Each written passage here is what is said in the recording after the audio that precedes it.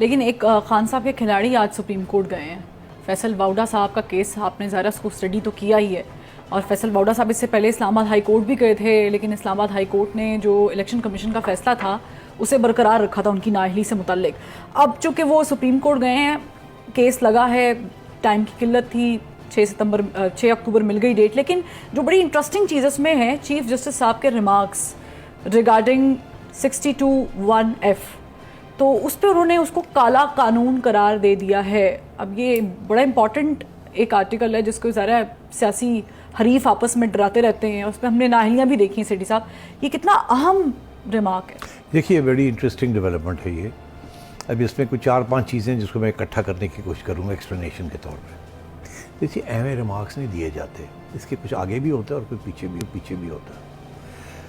सबसे पहली बात तो यह है कि सवाल इसमें जो खड़ा हुआ है वो 2 सवाल खड़े किए हैं वाडा साहब ने, कि क्या इलेक्शन कमीशन के पास ये पावर है किसी को डिस्क्वालीफाई करने की कि नहीं, और दूसरा ये कि क्या वो डिस्क्वालीफाई 5 साल के लिए कर सकते हैं या फॉर लाइफ कर सकते हैं। 2 सवाल। बिल्कुल। तो ये उन्होंने चैलेंज किया है। अब अदालत ने दोनों सवाल देखे, उन्होंने कहा जी इलेक्शन कमीशन के पास पावर तो है डिस्क्वालीफाई करने का, वो तो बड़ा वाज़ेह है कानून, मगर क्या वो फॉर लाइफ कर सकते हैं या नहीं, ये सवाल जो है ये इसके ऊपर बात हो सकती है। ये पोजीशन जो अभी ली जा रही है अदालत में, तो अब क्लियर हो गया कि एक इशू जो है क्या वो सज़ा दे सकते हैं या नहीं, वो नहीं है इशू, उनके पास पावर है वो देने का, वो चैलेंज भी हो सकती है, मगर क्या वो फॉर लाइफ डिस्क्वालीफाई कर सकते हैं ताहयात, वो देखने वाली बात है, पहली बात। दूसरी बात ये है कि चीफ जस्टिस साहब ने ये कहा कि ये काला कानून है। अब मुझे नहीं पता कि एग्जैक्टली रिपोर्टिंग क्या हुई है। रिपोर्टिंग ये हुई है कि उन्होंने कहा ये काला कानून है, ठीक। अब मेरा ख्याल है कि शायद वो अगर तो या तो उन्होंने ये नहीं बात कही कि ये काला कानून, हाँ जी, या अगर उन्होंने ऐसी बात कही है तो उनका मतलब शायद कुछ और था।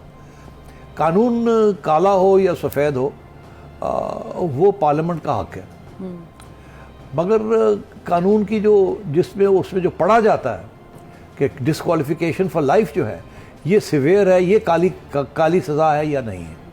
अब मसला यहाँ बन जाता है काला कानून है या काली सज़ा है, क्योंकि सज़ा लिखी नहीं हुई, कानून बड़ा वाज़ेह लिखा हुआ है कि डिस्क्वालीफाई हो जाएंगे आप।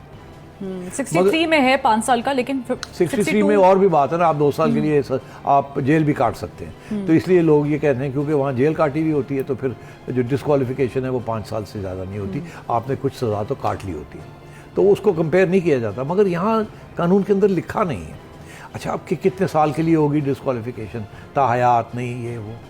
तो अब इसमें एक केस है सिर्फ, और वो भी नवाज शरीफ साहब वाला केस है, जिसमें उन्हें एक इकामा के ऊपर डिस्क्वालीफाई भी कर दिया गया और ताहयात भी कर दिया गया।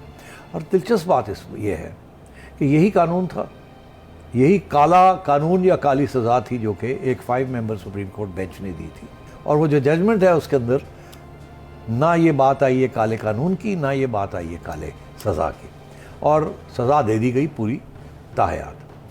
आज ये दिन आ गया है कि पार्लियामेंट के अंदर डिबेट चलने वाली है, या चल रही है या चलेगी, ये मैं कह रहा हूँ कि ये कानून ही काला कानून है, इसको ख़त्म किया जाए। अच्छा। और उधर से चीफ जस्टिस साहब कह रहे हैं कि या तो ये काला कानून है या ये सज़ा काली सज़ा है। इसका ये मतलब है कि कुछ होने वाला है और कुछ होने जा रहा है। तो हम देख रहे हैं पाकिस्तान तहरीक इंसाफ को पार्लियामेंट वापस जाते हुए तो मुझे ऐसे लगता है कि ये कानून जो है ना 62(1)(f, या तो ये इसमें तब्दीली हो जाएगी पार्लियामेंट के ज़रिए, कहा जाएगा कि इसमें सज़ा भी 5 साल है, लिख दिया जाएगा, या कानून की छुट्टी करा दी जाएगी, सेनेट से ये शुरू होगा और पार्लियामेंट के अंदर आएगा। मगर क्योंकि ये कॉन्स्टिट्यूशन के अंदर लिखा है तो इसलिए ये कॉन्स्टिट्यूशनल अमेंडमेंट चाहिए होगी। इसमें कॉन्स्टिट्यूशनल अमेंडमेंट के लिए फिर आपको पीटीआई की भी ज़रूरत पड़ेगी। अब 2 सूरतें हैं, पीटीआई क्यों कॉन्स्टिट्यूशनल अमेंडमेंट करवाए? अगर तो इमरान खान साहब डिस्क्वालीफाई हो जाते हैं फॉर लाइफ तो फिर तो पीटीआई का भी इंटरेस्ट होगा कि इसको ख़त्म किया जाए, और खान साहब के ऊपर इस वक्त केसेस भी चल रहे हैं, और फॉरेन फंडिंग आप पहले कह चुके हैं, और इलेक्शन कमीशन के अंदर भी हैं, ठीक है ना, तो अब फॉरेन फंडिंग भी है। तो अब 2 सूरतें हो सकती हैं, एक तो ये कि ये केस वो कह रहे हैं हम इसको सुनेंगे जल्दी जल्दी, या तो सुप्रीम कोर्ट ये फैसला करे कि हमसे पहले गलती हुई थी, जो कि बिल्कुल मुमकिन है, क्योंकि इंसाफ का तकाजा ये है कि अगर कोई गलती हो जाए, इंसान है आप, तो आपसे गलती हो जाए तो उसको ठीक कर लिया, इंसाफ को वापस बरकरार कर दें। या तो इसमें ये कहा जाएगा कि कानून जो है वो गलत है और कानून होना ही नहीं चाहिए, जो कि मैं समझता हूँ ये नहीं कहेंगे, मगर ये ज़रूर कह सकते हैं कि ये जो सज़ा है ये सज़ा बड़ी ड्रैकोनियन है, ये बड़ी नाजायज़ है और इसको 5 साल की सज़ा ही सोचना चाहिए। मगर साथ साथ मैं समझता हूँ कि पार्लियामेंट को भी इशारा हो गया आज, ये रिमार्क जो सुप्रीम चीफ जस्टिस साहब ने किया है, ये पार्लियामेंट को इशारा हो गया है कि अगर हमारे पास कोई केस आता है या कोई कानून में आप तब्दीली लाते हैं जिसमें आप ये सज़ा जो है लाइफ टाइम की जो जिक्र नहीं हुआ, आप इस कानून में सज़ा भी लिख देते हैं और वो लाइफ टाइम ना हो, तो हमें कोई प्रॉब्लम नहीं होगा। हमारी तो व्यू ये है कि ऑलरेडी ये मुनासिब नहीं है, तो हमें भी मौका दिया जाए कि हमसे अगर ये गलती हुई है तो उसको ठीक कर लिया जाए।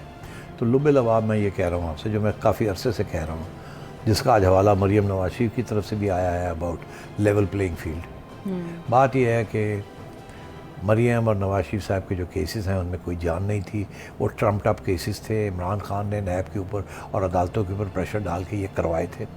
अब ना इमरान खान है ना वो नैब है और ये केसेस फारग होने जा रहे हैं। ठीक, अब मरियम को हो गया कि नवाज शरीफ साहब का भी केस फारग होगा, मगर वो जो सुप्रीम कोर्ट की जजमेंट है वो रहेगी नाइली की तायात, उसको भी ख़त्म करना है ताकि अगले इलेक्शन के अंदर अगर इमरान खान ने अगला इलेक्शन लड़ना है तो नवाज शरीफ भी अगला इलेक्शन लड़ेगा।